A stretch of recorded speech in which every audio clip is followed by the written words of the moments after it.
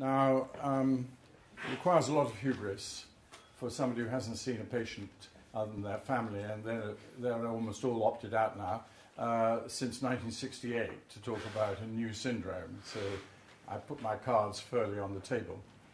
And I thought it would be worth going and repeating a lot of stuff which has appeared in books and journals. Behind me is 14 signs and symptoms suggested of hubris, and it's basically an extraction from the Brain article which Jonathan Davidson and I wrote. And they'll just flick through it as I'm reading it. It's self-explanatory, and I won't go through that in any more detail. But there's a very interesting, I think, classical study of the term of hubris, which is by Mark Button of the University of Utah. It's quite difficult to get hold of, but I've given in the manuscript of this, what I'm saying, the references. And I've also attached to it a rather interesting paper which I only came across the other day, written by a woman called Carleen Kerfoot.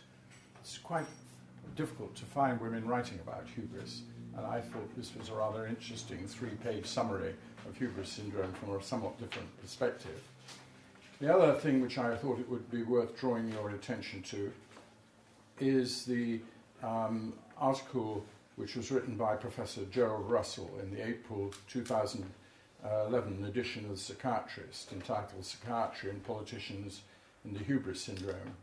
He wrote this without any form of discussion with me at all, though I must say I was delighted to have it. I think he was in fact the person who first suggested the syndrome bulimia, and was shot to pieces by the psychiatric profession for many years. He didn't exactly say it, but I think there was a fellow feeling for me, hearing me talk to the Association of Psychiatrists, that perhaps he could give me a helping hand on my struggle for recognition. And I certainly think that article is a very objective and an interesting study, and certainly I look on it as a great help. Now, as I say, I could have talked about politicians. I've done that. I thought what with you I would do, as a very lapsed neuroscientist, but somebody who did spend a lot of time looking at adrenaline and early work with dopamine with David Marsden. In fact, I'm sure that's the reason I'm a politician, is that you don't work with somebody of such a high brain content as David without recognizing there's not room for two of you in the neurological profession. But I thought I would just summarize where I think are some interesting indicators if you're interested in seeing whether there's a neuroscience basis for hubris syndrome. I mean, cast this all out, leave it where you are. It is only trying to get up to date in neuroscience and failing. But nevertheless, sometimes where you come from is interesting in your selection. And I start with the somatic marker hypothesis, developed principally by Antonio Damiese over a couple of decades. He used the term somatic to refer to a collection of body-related responses that hallmark an emotion. And he developed that basic theory in an article written with a colleague, Bashara. I try not to corrupt the theory by compressing it. It's very hard to do, and I'm using where I can their words. Firstly, knowledge and reasoning alone are usually not sufficient for making advantageous decisions, and that the role of emotion in decision-making has been underestimated. Secondly, that emotion is beneficial to decision-making when it is integral to the task, but can be disruptive when it is unrelated to the task. And thirdly, that the implementation of decisions under certainty or uncertainty engage different neural circuitry. And the hypothesis attributes patients' inability to make advantageous decisions in real life to a defect in an emotional mechanism that rapidly signals the prospective consequences of an action, and accordingly assists in the selection of an advantageous response option. The impairment degrades the speed of deliberation and also degrades the adequacy of the choice. The cumulative effect of all these responses in the body and in the brain constitutes, in their view, an emotion.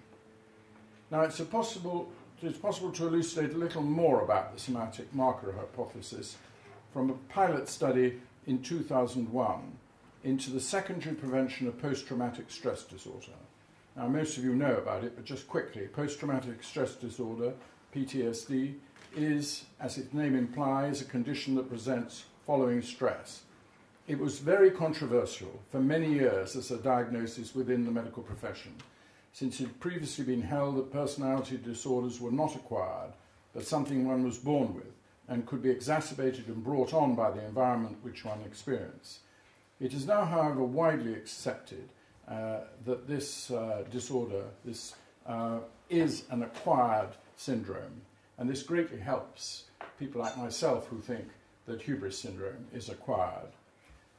This study, which I draw your attention to, tested the hypothesis that the beta blocker propranolol, which is where I started working with ICI and David Marsden, so I have a particular interest in beta blockers, could reduce PTSD symptoms if given shortly after an acute traumatic event. There is also some evidence from a study in 2003 that immediate treatment with propranolol decreases post-traumatic stress disorder. And France uses propranolol almost preventively. You have a stress, you just put on propranolol almost straight away. So it's an interesting area, and perhaps we could get some French psychiatrists or others to look at it from a point of view of hubris syndrome. Now, I found it all along how fascinating how adrenaline features in so much lay language over hubris.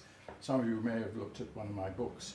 I quote Bill Clinton saying of Tony, not Bill Clinton, an aide of Bill Clinton, talking about Tony Blair at the time of Kosovo, that he sprinkled too much adrenaline on his cornflakes. Well, out of the layman and out of the babes of sucklings sometimes comes forth wisdom, and I think there's something in all of this. And in our Brain article, Jonathan and I drew attention to what we thought were some pointers on the neurobiology of hubris syndrome. To the extent that hubris syndrome shares common elements with narcissistic and sociopathic disorders, e.g. impaired decision-making, poor impulse control, poor modulation of aggression, lack of appropriate empathy, the findings of altered dopaminergic, noradrenergic and serotonergic function in these conditions could all be relevant. Then there's a paper which some of you will know well by Cools, identified frontostriatal and limbic striatal dopaminergic pathways as important regulators of impulsive and or rigid behaviors, which may reflect deficient motivational or cognitive control. And interpretation of those findings is obviously very complicated. You have to get into dopamine antagonists, bromocriptine, go into a lot of other areas. I'm not going to read this out, but there is some other very interesting genetic work. It's in the paper that I'm circulating, so I'll spare you that. But there is one recent study which I think is very worth studying. One of the great dopamine experts in the world, actually, is the present dean of the Institute of Psychiatry. And I'm helping him on other areas and nothing unrelated, but he's an intelligent man and he shows enough interest in what I've been trying to do. And this paper was one he sent to me. I must confess, I would never have dreamt of reading it or thinking it had any significance for hubris syndrome. It was a study showing 35 patients with Parkinson's disease, and an individual's strength of belief in their being likely to improve, they suggested, can of itself directly modulate brain dopamine release. What they called in this study conscious expectation, a randomized study, describes the probability the individual is given that they will be receiving active medication with levodopa. And amongst those who were actually given a placebo, but a 75% probability, they were told, of this being active medication, there was a very significant endogenous dopamine release in the ventral striatum. Now, he obviously thought that this finding, no such release occurring with the lesser probability of a 25% or even of a 50%. And what we need now, he felt, and I strongly feel too, are more studies on brain dopamine levels in decision makers. The neurobiological effects of conscious expectation in this experimental context could be very similar to the conscious exhilaration and intoxication that appears to be coming with hubris syndrome. Now, the role of other neurotransmitters, not just dopamine, noradrenaline, serotonin, needs obviously further examination. And another article and issue that has interested me, I know it's somewhat old hat, describes the adaptive physiological response to acute stress, and they refer to it as allostasis, strange word. The allostatic load, they argue, is the burden borne by a brain and body adapting to challenges, both physiological and psychological. And the concept of allostasis and allostatic load link the protective and survival values of the acute response to stress to the adverse consequences that result if the acute response persists. And stress, it is argued, activates in the brain the locus coeruleus. I had to look up where that was. I knew it was in the brainstem, but I looked over Wikipedia, very good, which results in increased norepinephrine release. And that, once I see norepinephrine, because of adrenaline, I'm very interested in it. Now, the dopaminergic circuitry appears to facilitate addictive behavior, as it underlies much of our feeling of reward and gratification.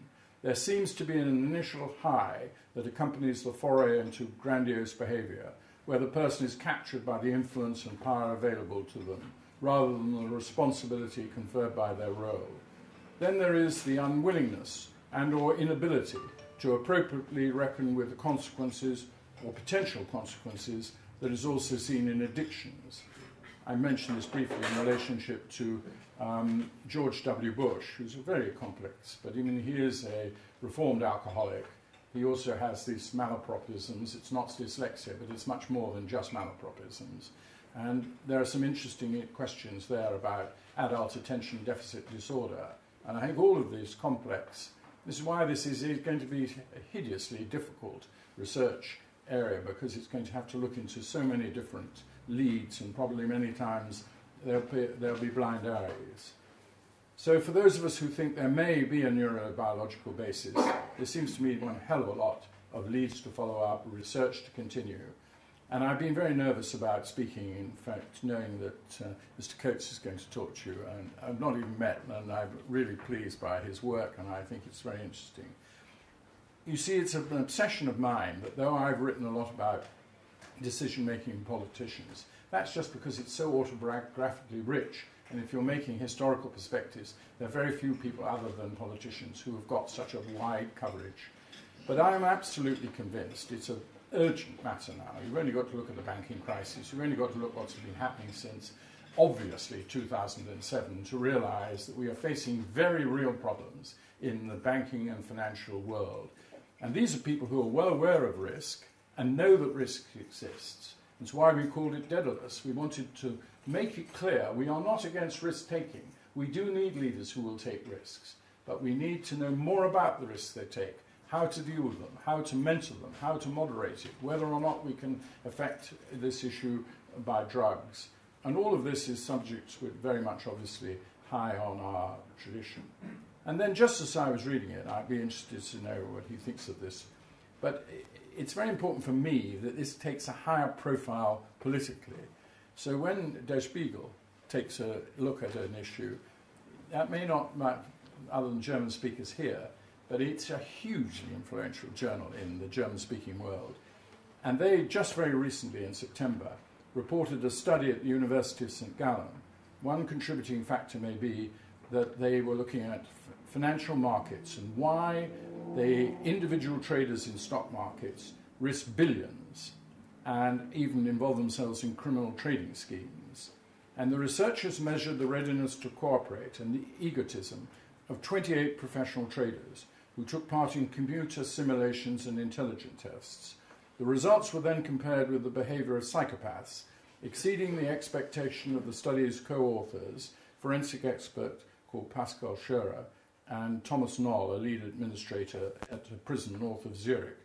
And they found the traders were not aiming for higher winnings than their comparison group. Instead, they were more interested in achieving a competitive advantage. So it's the psychology of that they were operating, not just naked greed, which is so often easy to say is the main factor behind it. So the animal spirits of Keynes are something we've got to examine in very serious depth, and it will be very complex. Much time and great expense goes into risk analysis by commercial companies. We need to win acceptance among them that a fraction of their percentage that they spend on that should look into these areas that I've enumerated. I'm not a decision maker in Daedalus. I've set it up to be outside me because I've got form. I've taken a high profile on it. I must not corrupt the research that's there. My job is to raise money, and I get trustees to help me to raise money.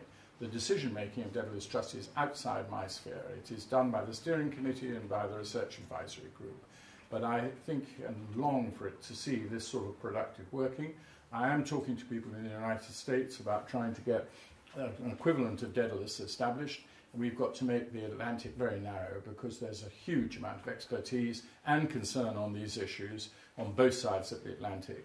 And we are dealing with a global problem, and boy, we ought to understand if we're going to crack this problem, we better do global research.